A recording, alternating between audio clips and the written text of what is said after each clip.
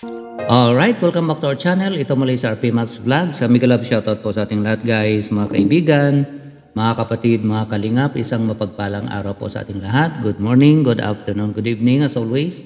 Kung nasaan man po tayong sulok sa mundong ito, naway nasa mabuting kalagayan at ligtas po ang lahat guys no, sa mga oras na ito. Okay? Gusto ko lang pong gawa ng reaction guys. Ito nga pong vlog ni Kalingap Nico. Okay? Ito nga pong pag-uwi niya po sa India. Okay? So, hindi ko po alam guys no, kung ilang taon na po. Nakalimutan ko po no, kung ilang taon na po si Kuya Nico na hindi po nakabakasyon sa kanila. Pero pagkaalam ko, matagal-tagal na din po. At bago ang lahat guys, gusto ko lang po siyang i-congratulate. No? Congratulations Kalingap Nico dahil ang ganda po ng takbo ng iyong channel. Meron lang po siyang 3 video upload no, pero ang ganda po ng mga views. Ang dami pong nakasubaybay o ang dami pong nanonood ika nga sa kanyang mga vlogs. So dito nga po guys, nakita po natin yung alam po natin no, nagsipag po talaga si Nico, naging isa po ito sa K-Boys. At habang K-Boys at sumasahod po siya no kay Kalingap Rab, nag-ipon po talaga siya. At dito nga no, siguro baka tinulungan din po ito ni Kalingap Rab at yung kuya niya no, ika nga para lang po makabakasyon po siya sa kanila at makumusta man lang ang kanilang magulang. So ika nga guys no, sa haba ng biyahe no, dumaan pa siya ng Singapore, wala yatang direct na flight no papunta sa kanila. So Manila to Singapore and then Singapore doon na po sa malapit na po sa kanila o sa kanila na po no, sa India. So mahabang biyahe no, from Manila to Singapore. I'm not sure kung how many hours po, yung mga 3 hours yata more or less. And then naghintay po siya ng matagal no, meron po siyang stopover sa Singapore airport na mga kulang-kulang 6 hours o more or less 6 hours. And then saka po siya nag-proceed no, doon sa kanilang lugar no, flight na po papunta sa kanila. At dito nga guys, nakita natin, siyempre no, sinalubong siya ng kanyang ama at mga ibang kamag-anak. And then meron ako na-obserbahan guys na may sasakyan sila. Ika nga, hindi po sila mahirap. Okay? Masasabi natin siguro nasa middle class family po sila ni Nico sa bansa po nila. Ikaw at ako'y at in short no, ito nakarating na po sila no, sa lugar nila. At dito nga sa lugar nila, sa bahay nila, makikita natin isang compound no, isang compound po sila. At malaki no, malaki ang lugar no.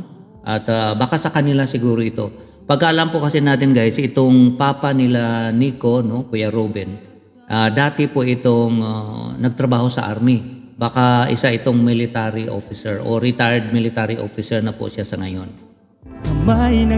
So kung official ito, siyempre malaki-laki ang sahod nito noon at malaki din po ang pensyon. Kaya makikita natin na medyo maayos din po ang kanilang kalagayan.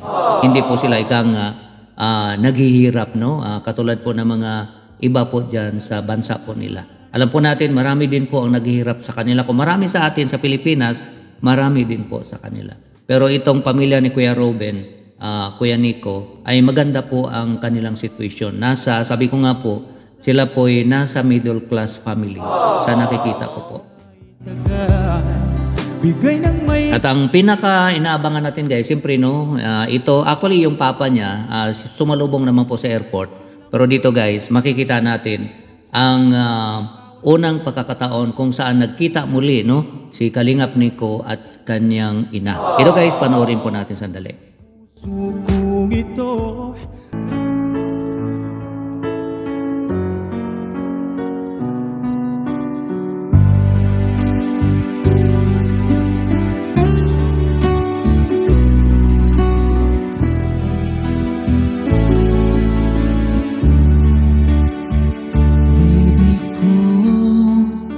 kumusta ka na? Ako ba'y iniisip mo pa? Baby ko, hanggang saan ang tamis ng iyong pagmamahal? Ako ba'y iyong mahintay sa kabilang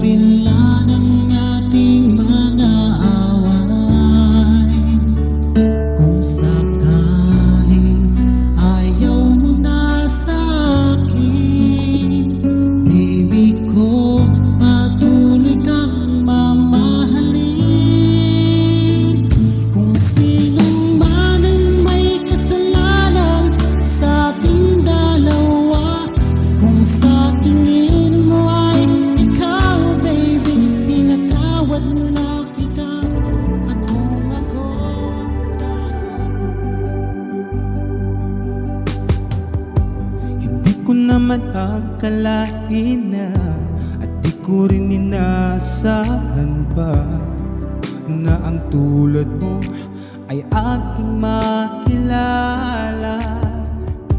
At kung ano Ayun, so nakita po natin guys, no, yung kanilang madamdaming pagtatagpo. Okay, sa tagal po talaga ng panahon na hindi po sila nagkita, ay kahit sino naman po talagang matinding yakap din po talaga ang gagawin mo sa iyong ina at ama. Okay? So napakainit,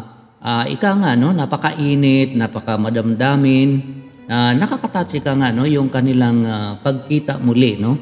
Makalipas po ang ilang taon na hindi po sila nagkikita, maliban na lang po sa video call. Alam po natin, nagvi-video call naman po sila sa magulang nila, pero iba po talaga yung, siyempre, no, makasama mo at makayakap mo ang iyong tatay at ang iyong nanay. So napaka-blessed po ni Kalingap Nico na sa wakas, no, matapos ang ilang taon, ito, na-meet at nakayakap na po niya ang kanyang magulang. Alam ko po si Kuya Robin, siyempre miss na din po niya ang kanyang magulang, no, na hindi pa nga niya ito nakita makalipas ang mahigit 10 taon na po, no. Ang tanong, bakit hindi po nakasama si Kuya Robin, no? Alam po natin guys, inaasikaso naman po ni Kuya Robin yung kanyang papel, pero hindi po talaga ganun kadali, no.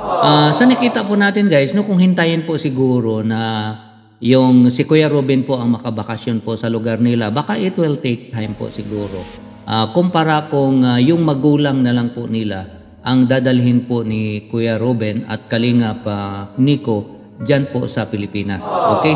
Mas madali sigurong i-accomplish no, kumpara kung si Kuya Robin ang maglakad ng kanyang papilis. Baka matagalan, no? Sa analysis ko lang po, no? Pero sabi ko nga po, kung matagalan pa, mas mainam po siguro na yung magulang na lang nila ang papuntahin dyan sa Pilipinas kasi mas mabilis po yatang gawin.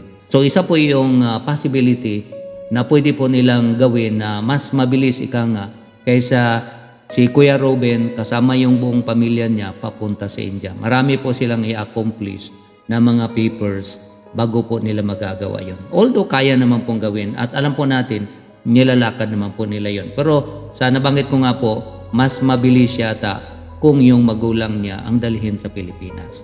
So nasa kanila po yon kung ano po ang kanilang pipiliin Pero alam ko po, miss na din po ni Kuya Robin ang kanyang magulang dahil matagal na din po na hindi niya ito nakasama. Kaya nga po ako guys, no, habang buhay po yung magulang ko, yearly talaga pinagsisikapan kong makabakasyon po sa Pilipinas. Kasi marami po sa atin, no, ang wala na pong magulang. Okay, kaya swerte po tayo na buhay pa yung mga magulang natin. Kaya hanggat makakaya po natin, kahit magastos man, huwag po nating isipin ang gastos guys.